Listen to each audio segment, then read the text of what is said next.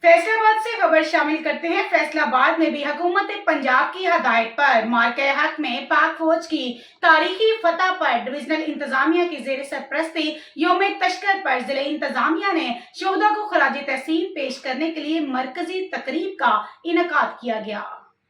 तकरीब का इंعقاد जिला कौंसिल में किया गया। कमिश्नर मरियम खान, RPO ज़ीशान असगर और डिप्टी कमिश्नर कैप्टन नदीम नासर ने परचम कुशाई की। साबिक अराकीन कौमी सूबाई असम्बली फकीर हुसैन डोगर, मियाँ अब्दुल मनान, नजमा अफजल, अजमल आसिफ, सरकारी अफसरान, सिविल सोसाइटी की शख्सियात, स्कूलों के तलबा और मीडिया नुमाइंदान की बड़ी तादाद ने परचम कुशाई की तकरीब में शिरकत की। परचम कुशाई के बाद commissioner Maryam Khan, RPO Zeeshan Asghar, deputy commissioner captain Nadeem Nasir की क़यादत में वॉक की गई। जिला कौंसिल तक क्लॉक टावर वॉक में शिरका ने पाकिस्तानी परचम उठाकर पाक फौज को खराज तहसीन पेश किया। शुरा वॉक ने पाकिस्तान जिंदाबाद, पाक फौज जिंदाबाद के नारे लगाए। कमिश्नर मरियम खान का इस मौके पर कहना था कि शहदाء ने अपनी जानों का नजराना देकर हमारा मुस्तकबिल महफूज बनाया।